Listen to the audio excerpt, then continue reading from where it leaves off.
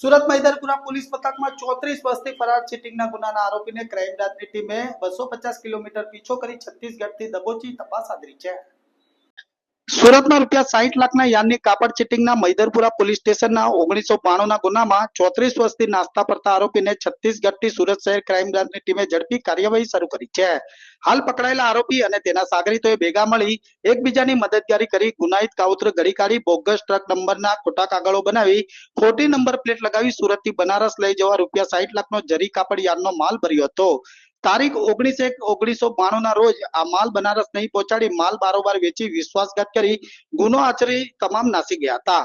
આ આરોપીને પકડી પાડવા માટે છેલ્લા 2 વર્ષથી બાતમી માહિતી મેળવી હતી, જે આરોપીની લોકેશન અલગ અલગ રાજ્યો ઓડિશા, છત્તીસગઢ, મધ્યપ્રદેશ, ઉત્તર પ્રદેશ જેવા રાજ્યોમાં ફરતો હોવાનું જણાવ્યું હતું। આરોપીની પત્નીના મૃત્યુ બાદ પોતાનું મૂળ વતન છોડીને મધ્યપ્રદેશ ખાતે પોતાના મૂળ વતનમાં પોતાની દીકરી તથા દીકરાને રાખી છેલ્લા 30 વર્ષથી માત્ર ને માત્ર 1 વર્ષમાં મળવા પોતાના વતન પોતાના દીકરા તથા દીકરીને મળવા જતો હતો અને ટ્રકમાં જ પોતાનું ઘર બનાવી જાતે રસોઈ બનાવી રહેતો હતો। તે ટ્રક નંબરની માહિતી મેળવી આરોપીને આશરે 250 કિલોમીટર જેટલો પીછો કરી છત્તીસગઢ ખાતેથી ઝડપી વધુ તપાસ શરૂ કરી હતી। મહેરબાન સીપી સાહેબ તરફથી સુરત શહેરમાં નાસ્તા કરતા આરોપીઓ પકડવાની જે ઝુંબેશ ચાલુ છે એ ઝુંબેશ અંતર્ગત મૈદરપુરા પોલીસ સ્ટેશન વિસ્તારમાં એક ગુનો દાખલ થયેલો 1992માં, જેનો આરોપી 34 વર્ષ જૂનો આરોપી 60 લાખ રૂપિયાનું ચીટિંગ હતું। જે આરોપી આજરોજ ક્રાઇમ બ્રાન્ચને બાતમી આધારે છત્તીસગઢના રાયપુરથી પકડી પાડવામાં આવેલ છે। આ આરોપીનું નામ છે બબ્બુ લક્ષ્મણ ધોબી, એની ઉંમર છે 59 વર્ષ, જે મૂળ ઉત્તર પ્રદેશના કાનપુરનો રહેવાસી છે। એ આરોપી એના વતનમાં એની પત્ની મરી ગયા પછી વતનમાં જતો નહોતો, એકાદ વાર વતનમાં જતો હતો।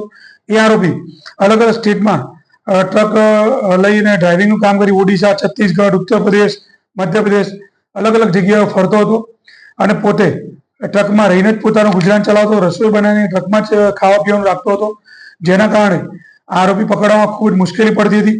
છેલ્લા 2 વર્ષથી આ આરોપી પકડવા માટે નાસ્તા પડતા સ્કોડ દ્વારા ખૂબ જ મહેનત કરવામાં આવેલી અને આખરે એવી માહિતી મળતા કે આરોપી રાયપુર છે તો ટ્રકનો નંબર મેળવી 250 કિલોમીટર ડ્રાઈવરનો ટ્રકનો પીછો કરી અને આરોપીને પકડી પાડવામાં આવેલ છે અને આજરોજ ક્રાઇમ બ્રાન્ચમાં લાવવામાં આવેલ છે। એની પૂછપરછ કરી અટક કરી અને મૈદરપુરા પોલીસ સ્ટેશનમાં સુપ્રત કરવામાં આવેલ છે।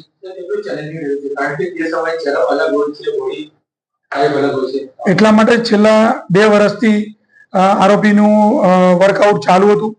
એના જે જૂના ફોટા હતા એ અને અત્યારે નવા ફોટા કેવો લાગતો હશે એ બધું એનાલિસિસ કરી અને આરોપીને ખૂબ જ મહેનતથી ડ્રાઈવરનો વેશ અમારી ટીમે ધારણ કરી અને આ આરોપીને બહુ કુનેપૂર્વક પકડી પાડવામાં આવેલ છે। આ આરોપીનું પોતાનું 70નું વોરંટ પણ નીકળવામાં આવેલું હતું અને આજરોજ ક્રાઇમ દ્વારા અટક કરવામાં આવેલ છે।